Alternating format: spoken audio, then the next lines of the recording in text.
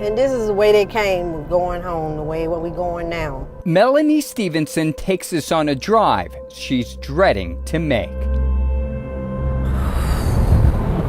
On a stretch of road she typically avoids at all costs. That's all I think about.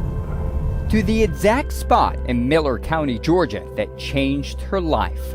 That truck went off right in here somewhere is when it went off, started flipping, and it landed up right there. It wasn't her inside the SUV, it was her daughter and 2 grandchildren. It happened on April 2nd, 2016 on Highway 91. Accident 16-22. Vehicle 1 was traveling northbound. This is video recorded by a state investigator showing what the road looks like when it's dry. But on the day of the crash, it rained a lot.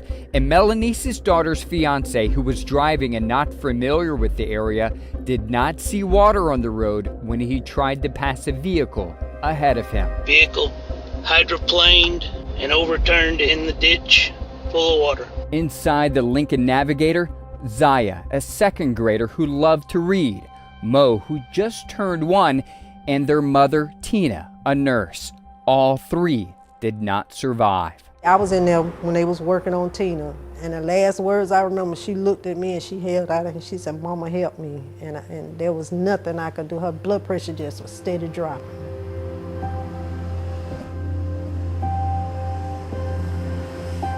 Tina's family filed a lawsuit against the Georgia Department of Transportation, claiming the agency knew about the road's poor design and that water would routinely overflow into GDOT's right-of-way and cross the highway when it rains. Nearby residents had complained about the draining for years, including Mary White, who lives about a football field away. Prior to the accident, you called DOT complaining. Yes, I used to call all the time. I didn't get no help. So DOT knew about this problem on the road? Yes. They knew about the flooding? Yes. They knew about the lack of draining? Yes. Last year, the family settled the lawsuit for $2.5 million, one of the state's largest payouts ever. And the family wanted something else. As part of the settlement, they asked the state to promise to fix the road. According to the family, the state said it would, or so they thought. Since the accident, has anything changed? No. It's still flooding. Yeah, see? I feel like they don't care. They have families. They don't want to lose theirs. I done lost mine. Fix the road. Are you nervous someone else is going to die? It's going to happen. I know it's going to happen.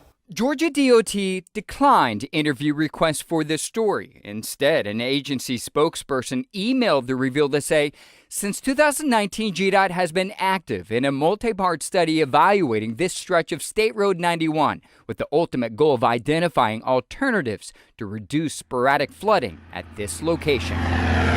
In the meantime, it uses water over road signage to alert motorists of inclement conditions, just as it did in 2016 when rain dumped 6 inches of water on the road the day of the crash. If it rains anymore, it's going to come across the road. The day Melanese took us to the accident scene, water nearly covered her family's memorial, a reminder of what contributed to the death of her daughter and grandchildren is far from fixed, potentially putting others at risk. If you could say anything to DOT, what would you say to them?